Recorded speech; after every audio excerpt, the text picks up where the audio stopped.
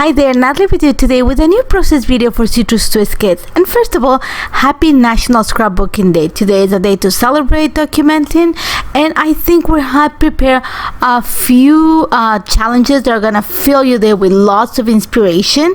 And we're starting with the color challenge, and this is the color palette we're going for, a really nice rainbow, because I think the times just go for something happy, just to look at the bright side. So I'm gonna use the Life Crafted Journeys kit, but mostly I'm gonna use the add-on kit.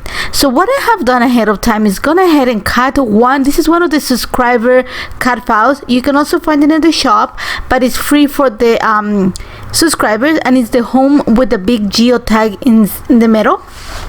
So I've cut it 3 times out of white cardstock, and the first thing I'm going to do is I'm going to stack all the cutouts together, and I'm doing this just to add some dimension onto the cutout. So by stacking them together, I'm kind of creating the soft shadow. You can create the same effect by adding some foam adhesive behind the cutout, but because it's so thin, the lines, it's going to be really hard to add foam adhesive. So the best choice is just cut it. In this case, I'm cutting it 3 times, and I'm gonna stack them together. I'm just gluing them together, kind of stacking them. And once I'm done with that, then I'm gonna go ahead and start backing them together. Takes no time.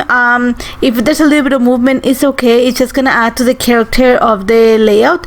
But I just love the fact that you're gonna see the soft shadow between the die cut and the background. In this case, the pattern paper, and it just adds the little extra to the layout. So I'm just gonna take my time. Like I said, I'm gonna stack them together, and then literally I'm gonna start backing the spaces, kind of using the rainbow as an inspiration. So I'm gonna, this month's add-on kit has a beautiful combination of papers from different companies. So I'm gonna start with this kind of salmony orange paper.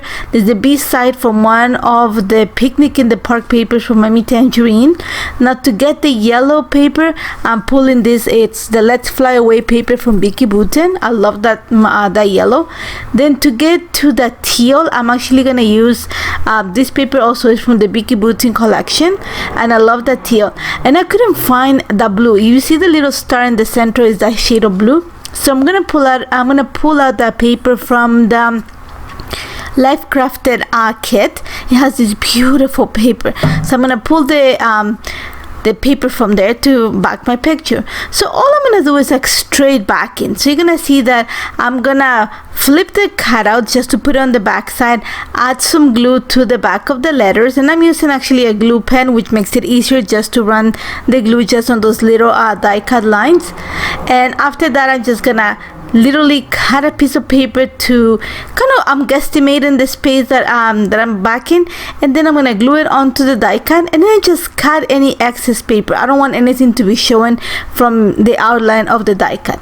So I'm gonna take my time backing the cutout this way, and I worked the entire it's only 4 words, but I cut the entire 4 letters. So I just backed the space in this fashion. And then one of the things I want to do is I do want to mark that heart in the center of the geotag. So what I did is I usually keep the negative pieces of the die cut, and I use the negative piece just to mark the heart in the center, and then I'm gonna use my X-Acto knife just to detail that part, and then I'm gonna glue the little the white die cut part that comes in the heart in place, and I'm just gonna give the little extra onto the die cut.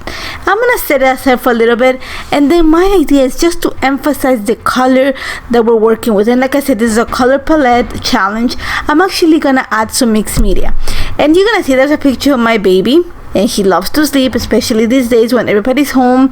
He gets like really rowdy for like 5 minutes, and then he gets tired because he's getting older, so he takes a lot of naps. So I'm gonna start by adding a little bit of gesso. Well, actually not gesso, I'm using white acrylic paint.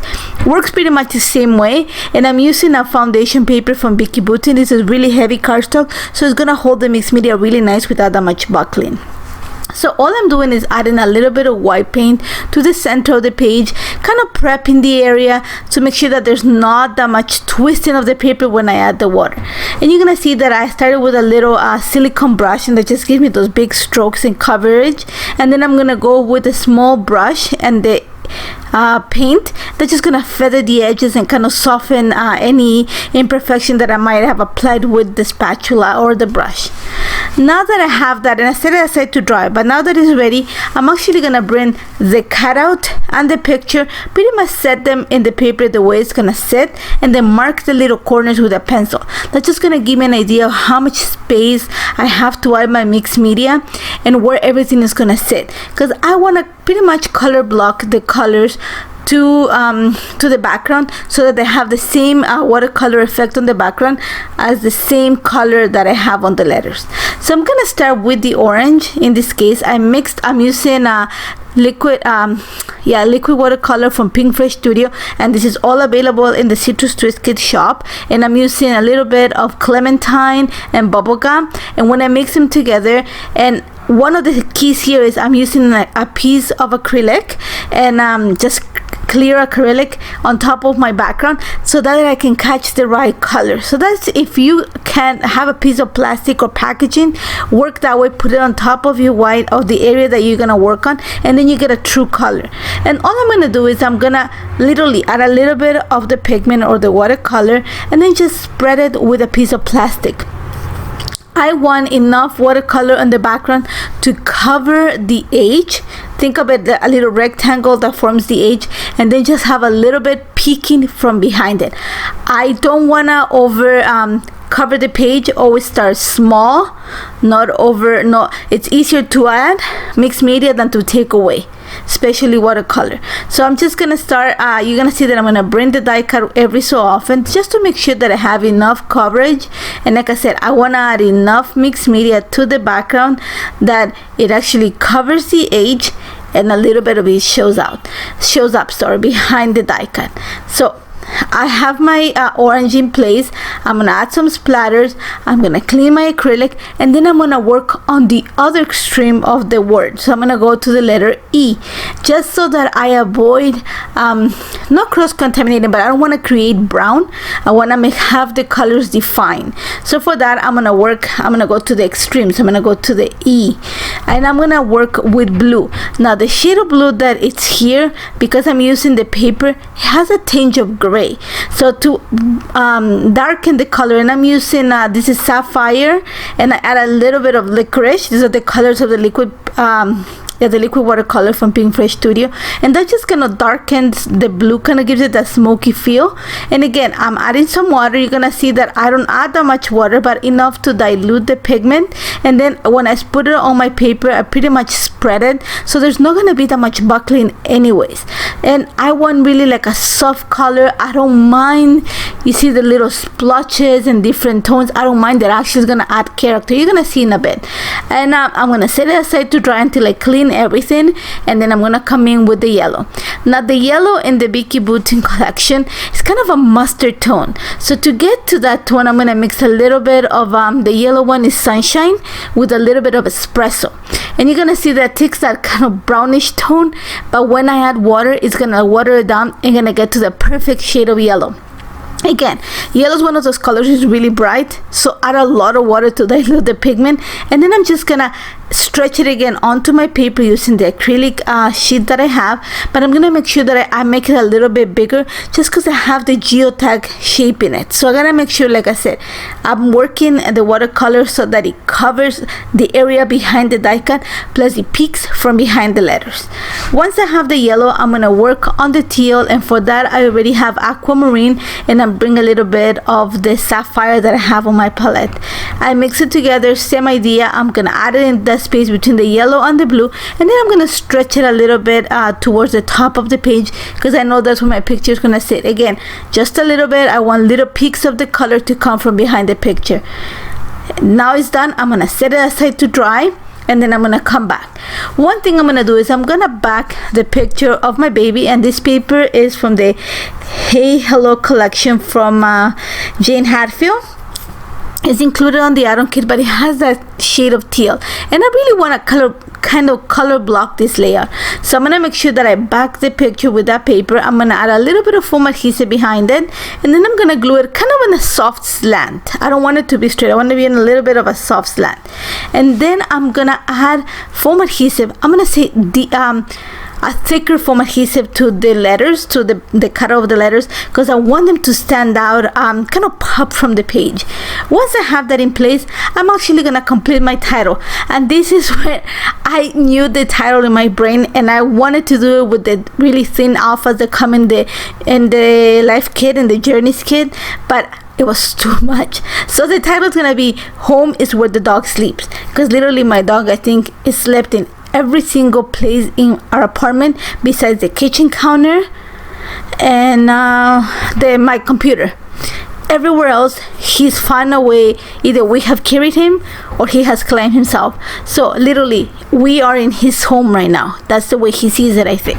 So my title was perfect. His home is where the dog sleeps. So I'm gonna use, this is the alpha that was this is the 4x6 alpha. This alpha is available at the shop. It was released in January. It's one of the 2020 releases, and I'm gonna spell the word is where the, and then the word dog. I'm gonna use a beautiful teal alpha that comes in the Life Crafted album and the Life Crafted kit. Sorry, I'm gonna spell the word dog, and then I'm gonna continue sleeps, and you're gonna see that the E and the S get a little bit blurry, and it's because I had quite a bit of white paint in that area, so it kind of, the ink stays a little bit wet and it kind of smooshes a little bit, but it's legible. I'm gonna make sure that it dries completely. Now to continue the feel of the rainbow in the page, this paper here is a page full of labels, and it's from the Stamp Market, the Miss Modern collection, and it's included in the add-on kit. So I cut a strip, cut the little notches, and then I'm gonna glue it to the bottom of the page. And halfway here, I'm gonna realize that it doesn't match the colors of the title. And one of the reasons that I realized that is because I'm using, this is one of the National Scrapbooking Day free printables. They're only available this weekend for free. Then they'll go on the shop and you'll have to pay for them. So make sure you download them because they're amazing. Honestly, they're amazing. Caitlin Schaefer did an amazing job with them. So what I'm going to do right now is I'm going to cheat. I'm going to actually move the paper strip so that it matches the colors that I have on the title. And I don't mind cutting my sheet. I'm going to make sure that where I measure it so that the junction of the paper, it's gonna match the area where I'm gonna add my little cluster. And all I'm gonna do is, like I said, I'm gonna use the printable. You can get it for free on the shop just this weekend. After that, you have to pay for it. And then I'm gonna add some embellishments. I'm using the puffy stickers from the Pinkfresh Studio super cool collection, and also from the Picnic at the Park from Amy Tangerine. These are in the add-on kit. The sheet of little stickers that I'm using right now, that's a bonus to all the subscribers and it comes in the Journeys kit. You can find it at the shop too. And then I'm gonna fussy cut this paper, which I think is one of the most beautiful papers I've seen. I got a student to give me another one of these, and it has these beautiful roses, and they're black and white, which is perfect color with a little hint of yellow. So I took my time and fussy cut a few of them. I don't mind if they're ones at the edge, because I know I'm gonna kind of slide them in between things, so you're really not gonna tell. And all I'm gonna do is I'm gonna add it in 3 different places. Right at the top of the picture, where I added the little bit of ephemera, and right next to the H, and on the bottom cluster, and that's just gonna create a soft the visual triangle, and it's gonna create it's gonna kind of balance the page. And that's about it when it comes to embellishments. After that, I'm actually gonna add some stamping, because I think stamps just complete this layout.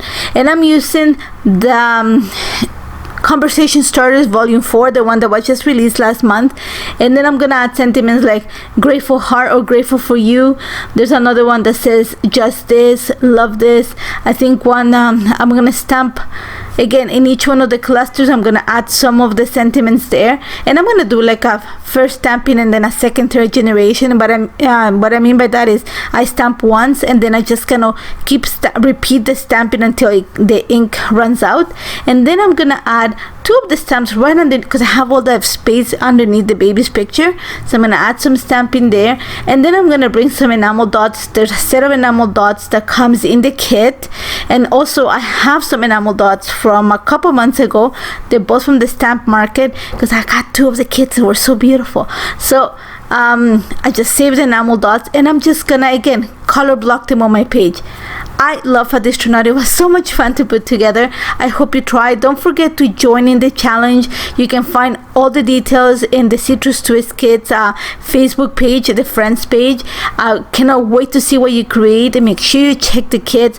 This month's kit are available. Even though they're about journeys, you can do so much with them because the colors are perfect, the sentiment's perfect. And don't forget to pick up your free printables. They're available just for free this weekend. Thank you so much for joining me. I cannot wait to see what you create. Bye bye, guys.